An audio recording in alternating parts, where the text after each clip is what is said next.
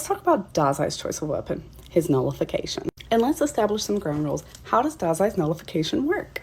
Very simply put, Dazai has the ability to nullify any other ability he touches. In the Lovecraft fight, it does not nullify because Lovecraft is something else. Here you can see him nullifying Q's ability. And I want to talk about very briefly, how far does touch go? Here we have direct contact with the ability itself, the doll, not the user. So touching an ability is enough. Here we have Dazai nullifying Steinbeck, but I want to draw your attention that he is not actually touching him, he's touching his shoulder. And you can see this again here. Steinbeck is nullified, he has a knife, his throat, Chuya's knife. But Dazai's touching his shoulder, he's not touching direct skin. And if you read the 15 light novel, that fight went down a little differently than it did in the anime. In the 15 light novel, Dazai ties a red ribbon around Chuya's body, and that ribbon nullifies Rando's ability before it is able to hit Chuya. Even though Dazai is not touching Chuya directly, he is touching him through the ribbon.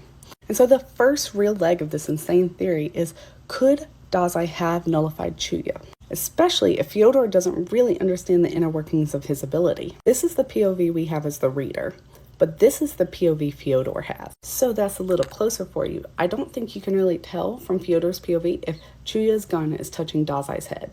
But us at the reader, we can definitely tell it is. But if you look in this panel, there's space, it's not touching him anymore. And so one of the first parts of this theory is, if Dazai can nullify through clothes and through a ribbon, could he nullify through the gun? And Asagiri may have covered his base. You notice there's two layers. There's the glove and the gun.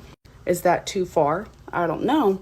But this is when shit starts to get really sus. Us and Dostoevsky cannot see what happens here.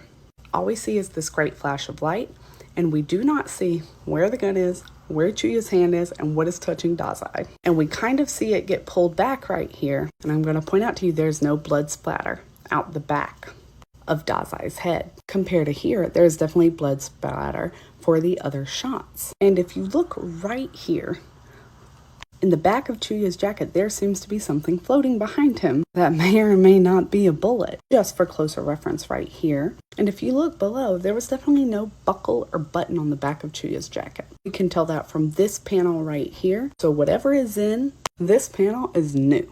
And it's not like Chuya hasn't played with bullets before. I don't know when that would have happened. But we get here, and a lot of other creators have touched on this. There is no real point of contact in the wall behind Dazai's head for that bullet wound. You can see in this picture there are three points of contact. The one to Dazai's left, kind of above his head, came from the first bullet wound. We see when the second and third appears in this after the initial shot, no exit wound right here, bam and bam. But if you notice, there's nothing directly behind Dazai's head. There's the one for the first shot up here, the one for the shoulder right here, and the one for the lower rib at the very bottom. So we don't have anything in the back. We have a random bullet floating, and we have Dazai, who is still talking, which would not be possible if his prefrontal cortex was exploded. And so the real question I have is, what actually happened in this panel? And so now you know why I believe Dazai did not kill Chuya.